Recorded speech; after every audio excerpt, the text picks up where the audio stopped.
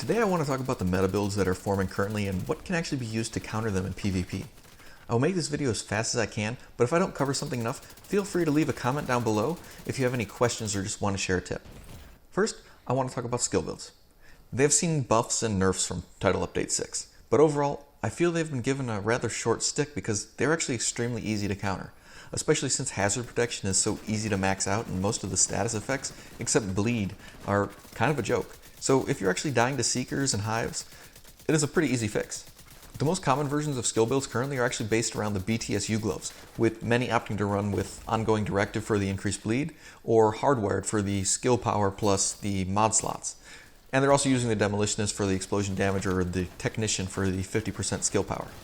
Most skill builds depend so much on status effects now, especially from the Stinger Hive, that any build running a 2-piece Gilla with hazard rolled on the mask and insulated can all but pretty much shut them down. This does not actually limit most builds much, and is actually an easy way of stopping the deadly BTSU gloves from proccing. In addition to this, I can't stress enough how valuable the explosive resistance stat can be. I have already made numerous videos on it to prove my point.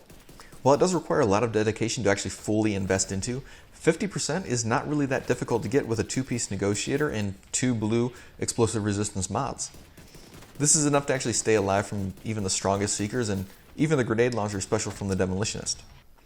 Another meta currently is the Vigilance powered sniper and rifle builds many are actually using to do the one-shots.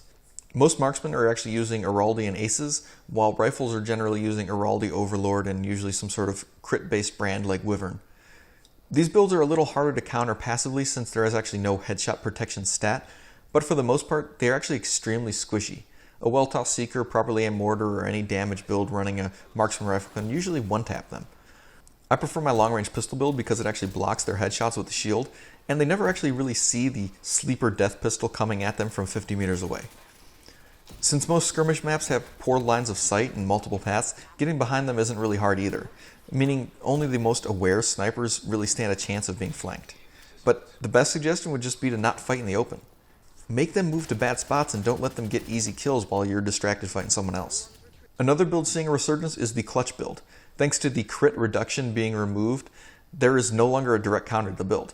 Also, it is more and more common to see these builds being paired with Concussion, Spark, and the Merciless, even though having Berserk and Strained already made this build annoying enough.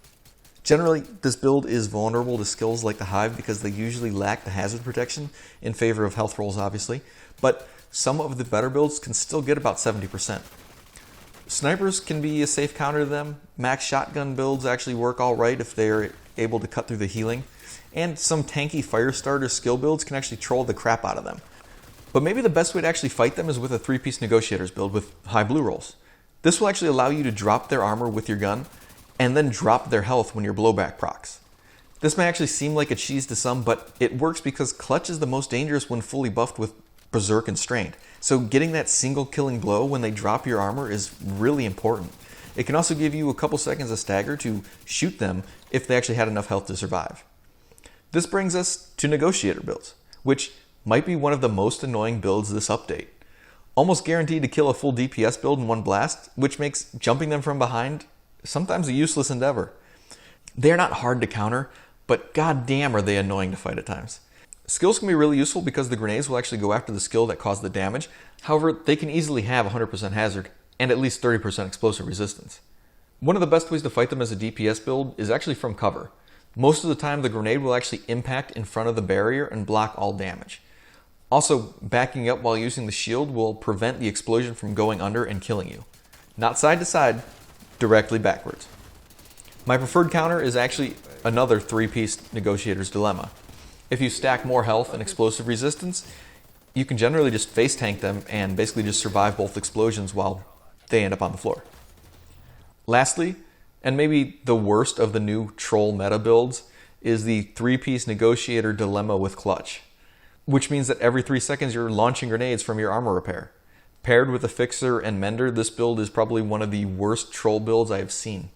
Thankfully, it is still vulnerable to skills and has less damage from talent loss, but when you're popping off grenades all the time, you don't really need as much direct damage. But not many builds can actually face trade with them in a 1v1, except one. Another Negotiators build. Just like the one used for the other Negotiator builds, You need to roll as much health and armor as possible while having as close to 90% explosive resistance and as much explosive damage as possible. Basically, you want to be as close to them as possible so that their own explosions hit and stagger them and trigger your explosions to actually finish the job. Many PvPers are calling Negotiator's Dilemma a cheese because they are actually trying to play the same way every time for every build and is basically just failing. Negotiator's Dilemma will not win you every fight. Sure, you might get some cheap kills, but if you are that person who hates everyone just running in circles like Mini Rambo, this build actually kind of makes them stop. Negotiator's Dilemma is not a super cheese. No more than Clutch and Berserk are, at least. It simply punishes players for playing poorly, using bad tactics, or having very one-sided builds. I don't use it unless I'm seeing lots of Clutch builds personally. I would actually much rather use my pistol build, but being able to heal off shooting my shield or basically being unkillable in a normal 1v1 makes Clutch the much scrubbier build in my opinion. If anything, I think the deadliest builds are those that use range to their advantage. The general thinking among too many in PvP is just to get as close as possible. Everyone wants to rush in and get the down, with far too few actually taking their time and picking off enemies from safety. Fighting from close range opens up options for the enemy to just swarm you, especially if you're working with randoms who don't have the team first mentality. I think the biggest problem with many people is that they're actually just not trying new things out for themselves. Just because something was garbage before does not mean it still is. Just because your build did not take advantage of a specific mechanic does not mean that another build can't. Just because you don't see lots of YouTubers showing off a specific skill or talent does not mean that something with it is actually bad. It just means that you actually have the chance to make it work first. Thank you for watching. I'll see you in the next one.